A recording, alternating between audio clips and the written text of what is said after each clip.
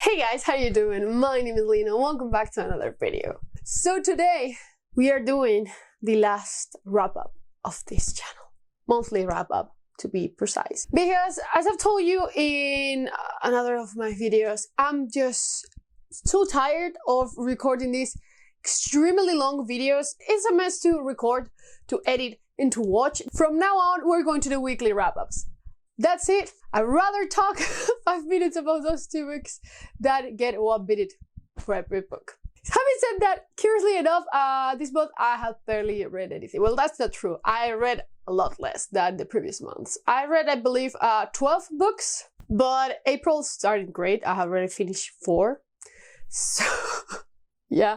But March, as always, we're going to start with the one that I finished first. And that would be Legendborn by Tracy Deonn, which I actually really like. This is basically kind of an Arthurian retelling, which I didn't know going into this. I had like a vague notion of it, but I wasn't 100% sure. But basically we follow Brie. She's doing this course in university, kind of pre-uni. I don't know how that goes actually, but she's 16, she's in college, whatever. She's at this party and apparently a monster comes in and she discovers that in this university we have this secret society that basically fights these monsters.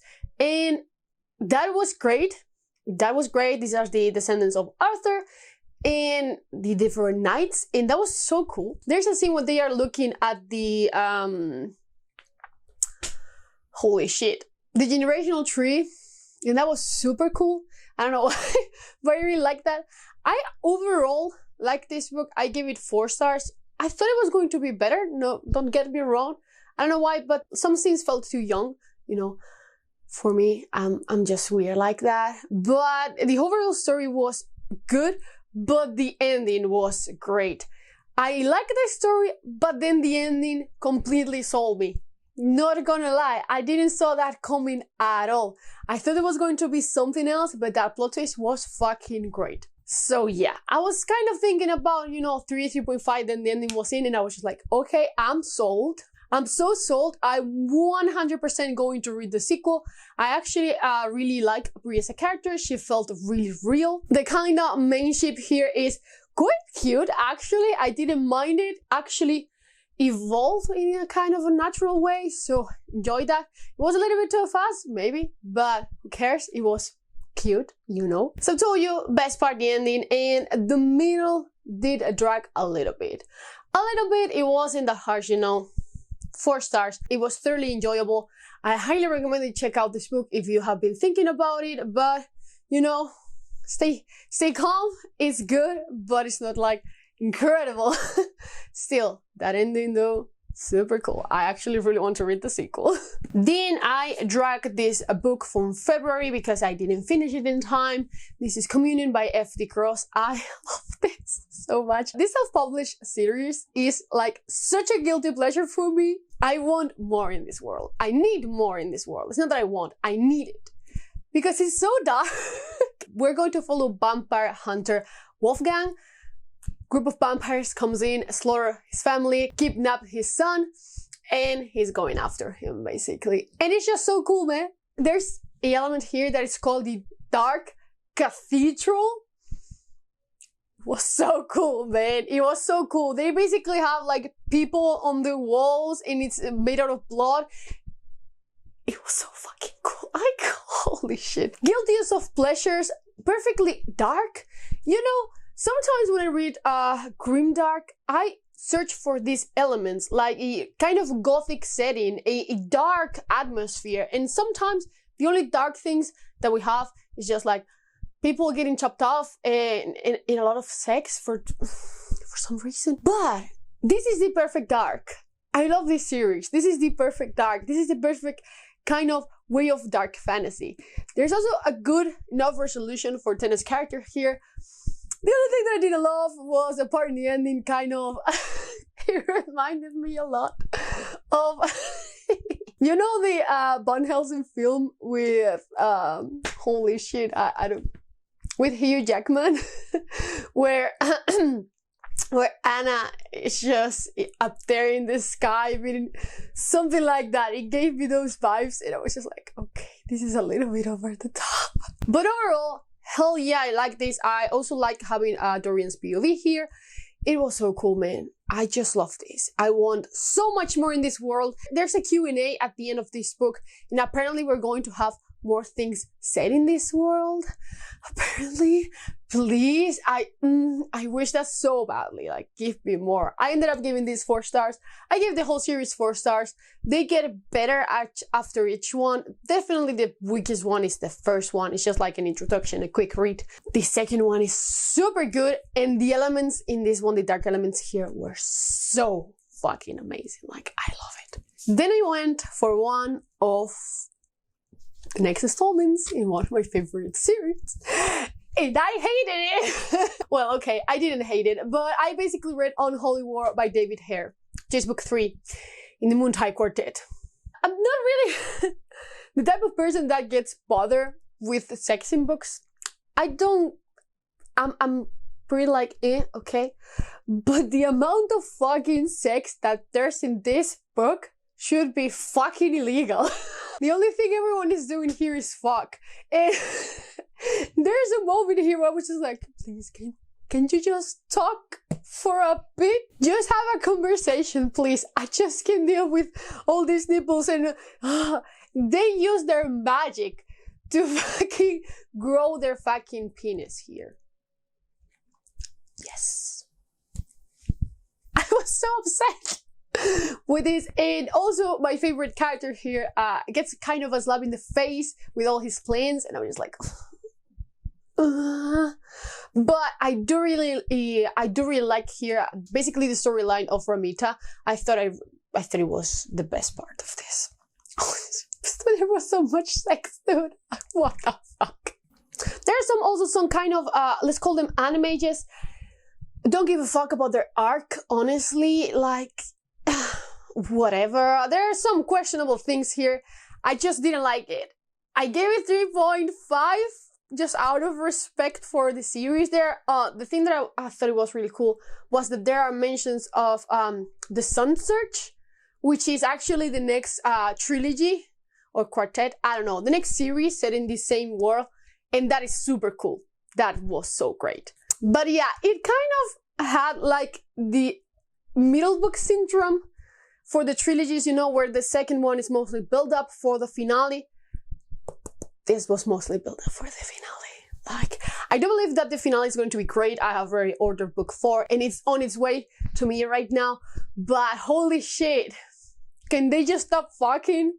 That's the only thing I want. Basically, if you have never heard me talk about this series, this is the Moontide Quartet, and basically we are set in this world where we have these 2 continents that are very different from one another. They are not connected. In fact, you cannot cross to the other side. But every 12 years, basically this Moontide happens, waters go down, and the Leviathan Bridge comes out of the ocean connecting these 2 continents. And we're basically trying to figure out if there's going to be war, what the hell is going to happen. The premise is great. Book 2 is the best one. It's such a good story. That's probably why I was so bothered by the third one, because the second one was top notch, one of my favorite books of all time. The book that made me thought like, this is going to be one of my favorite series of all time. We'll see after the ending, because this was so bad. I mean, it's not bad. There was just like, nothing was going on besides fucking. Like, holy shit. And it's also so fucking long. What the fuck?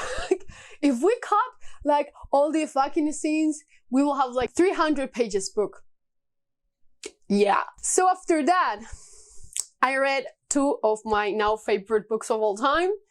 I'm not going to talk in depth about them because I have already made a dedicated video for both of these. These are Hench and Pawn's Gambit. Freaking adore both of these. I gave them both 5 stars. I still think that they are fucking great. Oh my god, this was so intense. This was so smart. This is one of the smartest books that I've read. It's so good. Scott from Book Invasion sent me a tweet with books that you can read if you like Hench. I really want to do a video about that. There are a couple of books that I have already read there. but I'm going to do that. And Gambit was fucking amazing. I'm just going to link that here if you just want to see me gush for, I think, 15 minutes about both of these books because they were so great. This is about evil superheroes, and this is about great superheroes. So good, man. So good. So after that, I read The Gilded Ones. I have already talked about this book also in a weekly wrap-up. I liked it, but you see, the more I think about this book, I think that the less I like it. I was fine when I finished it. I liked it. I was thinking about 375, probably as a star rating. But you see, the more I think about this book, the more flaws I find. For some reason, I don't know, I did really like the ending though. The beginning and the ending were the best points for this book for me. The middle, not so much. I didn't bought the whole, oh, let's just take over this with the army. I just didn't like it. As I said in my weekly wrap-up, I've read a lot of military, sci-fi and fantasy, so I saw many of these things coming, but still, the more I think about it, the more I'm just like, I will still read the sequel though. There's so much potential here.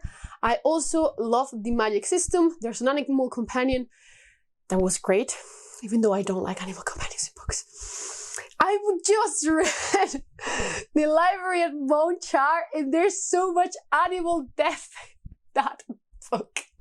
God. They're not like animal companions, but there's so much animal death there and animal suffering. I just can't handle it. Still a great book though. Great book. I'm not going to stop too much in here because I've already talked about it. But yeah, overall I liked it. I will continue with the series. There were some troubles here and there. Some things that I thought about were actually resolved in the book, so I'm not going to complain too much about it. About maybe this couldn't have happened. So yeah. It's fine. I like it. It's a good read. If you are interested on this book already, try it 100%. Like, it's probably going to be your jam. And I really hope that you enjoyed it, actually. Because one of my friends, I believe it was Angela, really liked it. I believe so. But yeah, overall... by the way, we're going to be talking about this book on the 11th on the Space Sirens channel. I don't remember the time, but I will link it down below. Basically, in the Gilded Ones, we are going to follow this girl, and in this world, if you bleed gold, like a golden blood, you're basically considered a fucking demon and killed. Like a lot of times, until they basically find your like true death, so you won't be brought back. And you know, the Emperor basically decides to make an army out of these special people and try to conquer the lands that these monsters called the Deathstreaks have basically taken over. And the Deathstreaks were fucking great, by the way. The Deathstreaks were fucking great. Best addition to the book. The fucking monsters. So then, I read the one by John Mars. I have already talked about this. And I did indeed like the TV show more because the mystery aspect in the TV show was there, basically. There's not a mystery in the book at all. It's more of a combining of short stories. We kind of have an assassin finding his true match. We kind of have a girl going to Australia, I believe. Then we have kind of a match failing. It's kind of a different way so they can use this kind of matching system. Basically, in this book, there's this huge corporation and you send your DNA and they basically using some chromosomes. I don't remember which number it's said in the TV show. They basically match you with your perfect one. And that's basically it. It's kind of more of the context in the book, but in this series, it's kind of a huge deal, which I really liked. And it's also kind of more hard-hitting. TV show, there's a lot of more suffering, there's a lot of drama. The book is such a drama. Like, holy shit, if you enjoy just like reading fucking drama in every fucking storyline, you're going to really enjoy the one. So if you like that, go ahead. Also, it's a really fun read. You can squeeze it in anytime your TBR. Is really like super fast read. Again, feels like a short story collection, so maybe because of that. But yeah, I give this one 4 stars. I really enjoyed it. I think I bought a book by John Mars called The Minders that looks fucking amazing. So I will continue my journey with his works. I've been like really up and really down with some of his books. I have already read 3. So we'll see in the future. So then, after that, I read the conclusion of the Gods of Blood and Powder trilogy. Blood of Empire by Brian McClellan, which is the last book in the Powder Mage trilogy world, and I'm so sad about it. I didn't want to read it, basically. I didn't want to, because I wasn't ready to leave this world that I really, really love. I'm really happy that we're getting an adaptation, but it's not the same thing, you know? I just really like this world in general, so I was pretty sad seeing it go, but at the same time, I didn't really love this entry. I think it was the worst out of the 3 in this trilogy. I definitely prefer the Powder Mage trilogy more, like a lot more, over this one. Even though I think this one is more complex, and the characters are pretty nice. Some of them you already know, and some of them, the new incorporations were fucking great in this one. But I just was really much more invested in the plot of the first trilogy, actually. And my favorite characters in the first trilogy, I'm just like, everything ended like so easily and so sweet in this one. And in the first one it's a pretty fast ending. But it felt different. It felt like more heavy. Like some shit might go down because of this. But I'm not sure about this one. I still gave this one 4 stars. It's a super solid book. It's just not as good as the rest. I basically gave the first Powder Mage trilogy of all the books 5 stars because I just love them so much. And in this trilogy, I gave them all 4 stars, basically. I did really like seeing Capul's arc ending. That was great. That was such cool. Also Flora, her character was the best in this trilogy. She didn't really like shine enough in the first trilogy, but in this one, she's amazing. She's amazing. And I really like that also Taniel got like a secondary spot in here, allowing the girls to shine because they were so good in this one. But yeah, I'm just kind of sad that it's over. That's probably why I'm kind of so upset about it, because it's ending and I didn't really want it to end, but that's life. Trilogy's end. Holy shit, this is so sad. I'm not going to explain the synopsis of the series to you because it really spoils the Powder Mage trilogy, so be sure to check out that trilogy first if you want to read this one. So after reading a bit of a chunk of books, I decided to just read something like really light, and I grabbed the Kraken Wakes by John Wyndham. It was a good experience. It didn't blow my mind away, like it was fine. I'm going to read another one this month in April, but it was fine. It's kind of, it felt really kind of Lovecraftian. This one basically starts with kind of meteors falling into the fucking sea and then creatures start merging. I have the worst comparisons between books and movies, but have you seen, how is it called? Battle LA? The one with the fucking aliens that also come out of the damn water. I think it's Battle LA. Well, I'm going to put an image here, but that one, the concept reminds me of that. It just, I'm really special, what can I say? But yeah, this was a enjoyable experience. I don't want to say too much because, you know, novella, super short. It doesn't even have like 200 pages, I believe. Oh, 2030. Well, it's longer than I thought. But you can read it in one sitting. It's pretty good, you know, but being so short, it skimmed through a lot of things. The ending was quite nice, actually. I enjoyed that one a lot. But, you know, I wish that we had like more, basically. But that's my thing with every single novella, basically. I just prefer chunky books. But yeah, I gave this one 3.5. I will continue reading these ones. I will finally read The Day of the Triffids this month. So then, the next book that I read was Revelation Space by Alistair Reyes. And surprising no one, I really liked it. I have already ordered the sequel to it. Should be here on Monday, and I'm just super excited to continue, actually. I don't know why, but I have a feeling that the sequel is not going to be like a direct sequel. I haven't read the summary yet, but I have a feeling because it kind of left me with some questions, but I think that the story of these characters ended like pretty nice. Like it was wrapped pretty well, so I'm like is it going to continue?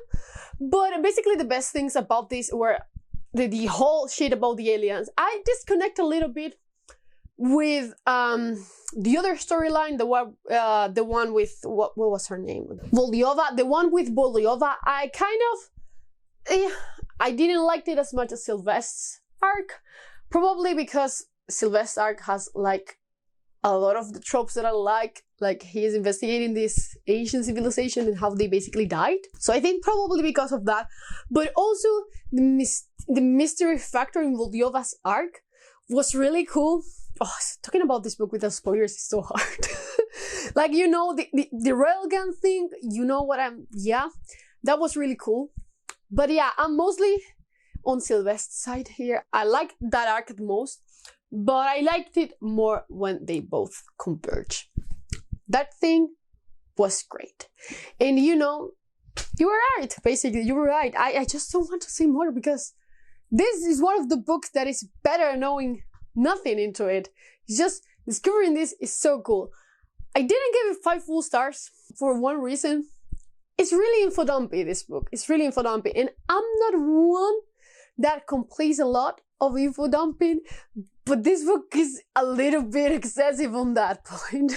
And a little bit confusing sometimes, so I'm lowering it a bit to 4 stars, but I still really, really liked it. The more I think about it, the more I think I should give it like 4.5 actually.